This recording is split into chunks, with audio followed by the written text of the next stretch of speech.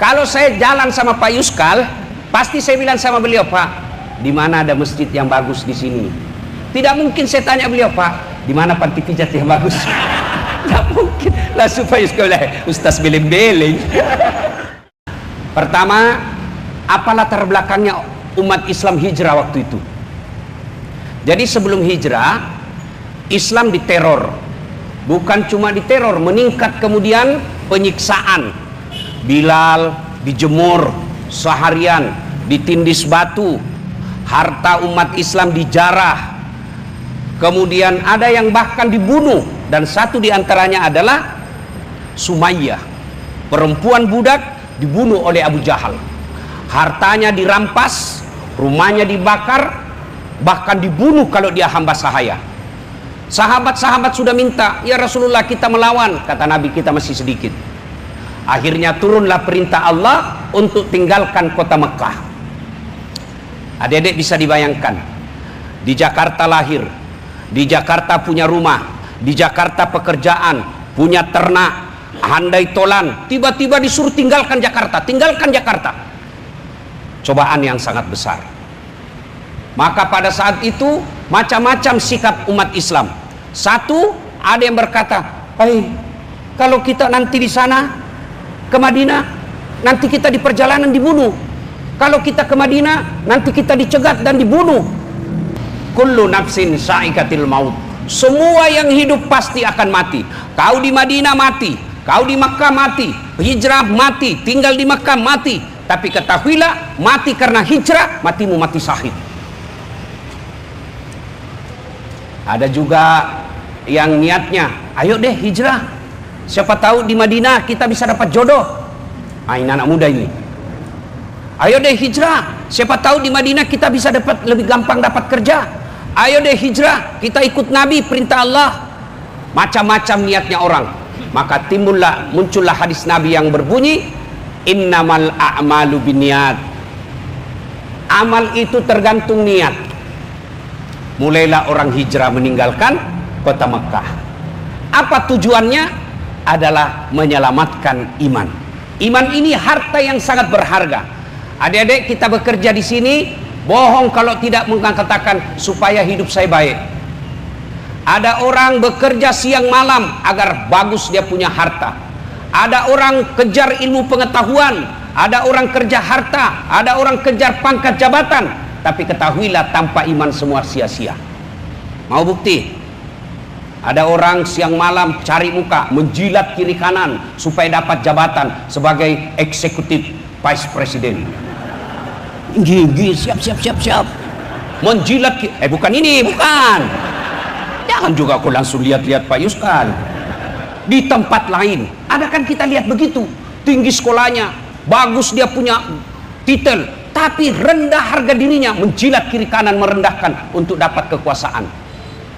Ada orang punya kuasa tapi tidak punya iman, Allah hina dia. Namanya Fir'aun. Adik-adik tahu Fir'aun? Fir'aun itu paling tinggi elektabilitasnya sedunia. Siapa yang tidak kenal Fir'aun? Iya kan, terkenal satu dunia. Tapi karena tidak punya iman, Allah hinakan itu Fir'aun. Mana buktinya? Allah catat dalam Quran, Fir'aun salah satu manusia yang diharamkan masuk surga. Kalau kita ini yang hadir di sini masih 50-50. Ada harapan masuk surga, terbuka juga peluang masuk neraka. Kalau Fir'aun haram masuk surga. Cukup sampai di situ? Tidak. Allah hinakan Fir'aun sampai detik ini. Allah kutuk Fir'aun. Mana buktinya? Tidak ada satupun pegawai kereta api Indonesia mau kasih nama anaknya Fir'aun.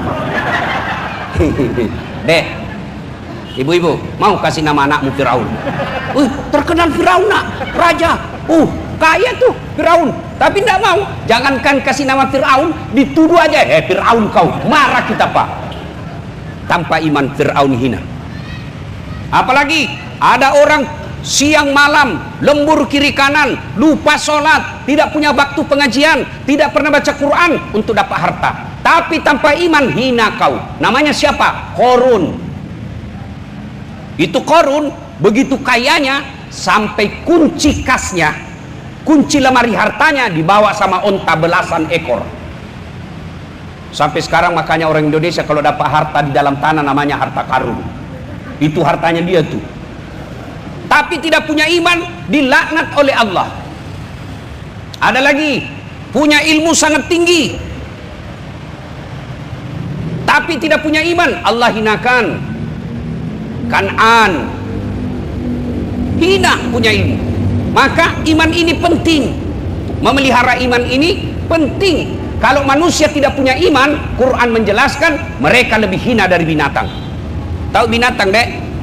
Cewek, tahu binatang? Mau enggak dibilangin kambing? Enggak tahu. Tapi kalau manusia tidak punya iman, kata Quran, mereka lebih hina dari binatang. Bapak-bapak tahu kambing? Kakak saya di kampung jual beli kambing. Itu kalau ada kambingnya suka ganggu temannya, dia bilang sama penjaganya, jual. Sampai di pasar tidak ada yang beli, kata kakak saya, bawa pulang, potong, kita makan satu RT. Kambing nakal, jual. Tidak ada yang beli, potong.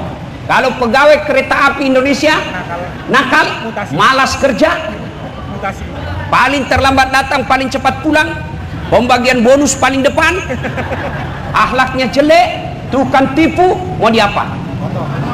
Potong, siapa mau makan? Ayo, jual, siapa mau beli? Dimutasi, pasti dapat gaji. Maka saudara-saudara sekalian, iman ini penting. Maka sahabat dulu rela meninggalkan hartanya, bahkan rela meninggalkan saudaranya, bahkan rela meninggalkan anaknya sendiri. Ada yang meninggalkan bapaknya, meninggalkan istrinya karena beda akidah, tinggalkan Makkah menuju ke Madinah. Dan adik-adik pernah lihat Makkah Madinah perjalanan? Kalau sekarang kita naik bus, ada duit sedikit naik kereta Pak, 2 jam, naik bus 6 jam sampai 8 jam. Padang pasir, malam kedinginan, siang kepanasan, tidak ada air. Orang hijrah untuk apa? Iman. Ada orang kaya, bangsawan di Madinah, namanya Abu Bakar Siddiq. Kaya, bangsawan, terhormat, banyak duitnya, mau dan ikhlas menemani Nabi untuk hijrah, menemani Nabi keluar rumah tengah malam buta, menemani Nabi untuk menemani Nabi hijrah menuju Madinah. Kira-kira masih ada orang Indonesia kaya, zona nyaman, mapan, bangsawan, terkenal, mau temani ulama hijrah malam-malam? Dia lihat aja ulama bawa amplop, langsung dia bilang sumbangan. Allah karim, menyelamatkan iman. Maka iman ini penting. Bagaimana cara menyelamatkan iman ini? Satu diantaranya pengajian seperti ini. Dan dengar pengajian itu, saya selalu istilahkan ngecas. Adik-adik punya handphone? Punya handphone? Handphone kalau dipakai terus kenapa? Lobet. Kalau lobet diapai? Kalau tidak dicas kenapa? Matol, mati total. Kalau sudah matol masih bisa dipakai? Bisa pakai melempar.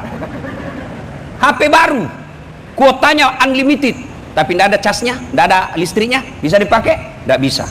Begitu juga iman.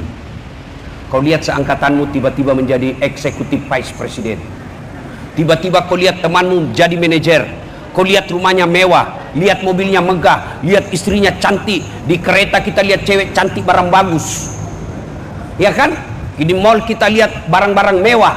Lalu kapan ngecas iman? Ngecas iman ini pengajian. Kapan kita dalam sepekan khutbah Jumat? Itu pun kalau kita datang paling cepat. Ini umumnya kita datang, paling terlambat datang, paling cepat pulang, orang khutbah kau tidur. Kau ketawa semua kalau begitu kelakuan kita kan? Kapan ngecasnya? Maka dakwah ini penting. Dengar ceramah ini, inilah bentuk hijrah kita. Kalau sahabat dulu hijrah mempertaruhkan jiwa, harta dan segalanya, cukup kita dengar ceramah. Di sini nyaman, ber-AC. Alhamdulillah, aman akidah kita. Nah, Bapak Ibu saudara-saudara sekalian, hijrahlah Rasulullah mempertahankan iman dan keyakinannya sampai di Madinah. Setelah sampai di Madinah, apa yang Nabi bangun pertama? Bukan stasiun. Apa yang bangun Nabi pertama? Bukan mall, bukan kantor. Apa yang dibangun Nabi pertama adalah masjid. Itu yang kita kenal sekarang dengan Masjid Quba. maka jika boleh, dan saya kira tidak melanggar konstitusi, ya mungkin di tempat ini perlu ada musola yang cantik, tempatnya orang Islam.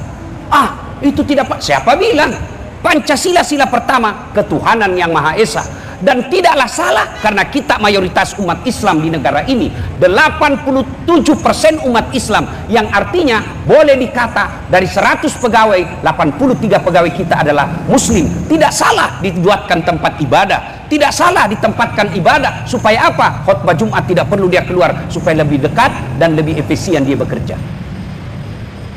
Nah, bentuk hijrah kita, adik-adik sekalian, realnya adalah ayo sholat berjamaah. Saya lihat alhamdulillah di sini rajin semua berjamaah. Alhamdulillah. Apalagi kalau subuh. Alhamdulillah. Bentuk hijrah. Bapak Ibu saudara-saudara sekalian, cuma kadangkala kita lihat fenomena kita. Ini kan baru-baru ini apa di Jakarta ini lari maraton. Ada yang sampai 50, ada yang paling sedikit. Oh, ada pesertanya di sini. Oh, mampu lari 20 km, Pak. Mampu lari sampai 50 km di dalam kompleks, dari masjid ke rumahnya, dari rumah ke masjid 200 meter aja nggak bisa datang. Jangan ketawa, Pak. Saya serius ini. Oh, nanti Bapak kena pertanyaan di akhirat nanti. Rumahmu dekat betul dari masjid. Kau sepeda 30 kilo satu kali sepeda, kamu lari 10 kilo satu kali lari, rumahmu dekat dari masjid, kok tidak pernah kau nampak di masjid. Hati-hati saudaraku, biar jantungmu kuat, ototmu bagus, jantung hatimu baik, darahmu bagus, kolesterolmu baik, tapi begitu Allah bilang pulang, pulang kau, tidak ada pengaruh dengan jantung, ginjal dan lain sebagainya. Maka bentuk hijrah kita, ayo kuatkan iman. Caranya satu, ikut pengajian. Dan hanya orang malas yang tidak mau dengar pengajian sekarang. Buka sekarang YouTube, semua ada. Mau model dakwah Jawa, ada Gus Baha. Mau model Ustadz Melayu, ada Abdul Somad. Mau model Betawi, ada juga di sini. Mau model Sunda, ada Aagim. Mau model Bugis Makassar, ada Dasat Latif. Cuma kalau dengar dakwah jangan jadi juri. Oh, kalau ini ceramah bagus. Oh, kalau ini emang ini ada lomba. Kalau tidak senang, tidak usah laksanakan. Tidak usah kau jelek-jelekkan. Itu mubalik, ulama. Kalau kau tidak setuju pendapatnya, tidak usah jalankan. Tidak pula kau celah-celah. Ini baru belajar agama sedikit, dia kelompok-kelompokkan Ustadz sunnah. Tidak ada nama saya. Ustadz tidak sunnah. Nomor 13. Saya tanya, kenapa kau tuduh saya Ustadz sudah sunnah? Buktinya kau tidak pelihara jenggot. Ya mau diapa kalau tidak mau tumbuh?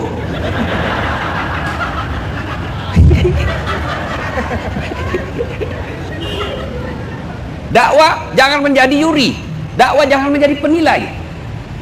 Nah, yang kedua, bentuk hijrah kita setelah kuatkan iman dengan ceramah, ayo berjamaah di masjid. Nabi katakan, Pak Eksekutif Pak Yusran, apa kemarin hadiahnya maraton? Uang tunai ada sampai 50 juta? Ikut? Bayangkan deh, Nabi katakan, andai saja kau lihat pahala berjamaah subuh di masjid, kamu akan datang walaupun kamu dalam keadaan merangkak. Coba bayangkan, mana ada orang mau dikasih hadiah mobil, merangkak tidak bisa goyang, dia datang Pak? Enggak. Tapi andai saja kau lihat pahala berjamaah di masjid, kamu akan datang walaupun kamu akan merangkak. Tidak usah itu deh. Coba diumumkan sama takmir masjid, siapa yang datang berjamaah akan dikasih pulsa 500.000, kuota 50.000, beras 50 kilo. Saya yakin jam 5 sholat subuh, jam 1 dini hari sudah penuh masjid. Nah, ada ibu-ibu bertanya, Ustadz bagaimana perempuan? Boleh tidak ke masjid? Selama saya belajar agama dan sampai detik ini tidak ada hadis yang melarang, tidak ada ayat yang melarang, dan tidak ada fatwa ulama yang melarang perempuan ke masjid. Nabi cuma mengatakan perempuan kalau mau ke masjid jangan dilarang, tidak dianjurkan, tapi kalau mau ke masjid jangan dilarang. Kenapa? Karena dulu perempuan kalau keluar tidak aman, diculik dan diperkosa. Kalau bapak ibu sekarang, siapa yang mau culik? Aman. Apalagi kalau usia ibu sudah 60 tahun. Siapa yang mau culik, cari susah. Ya,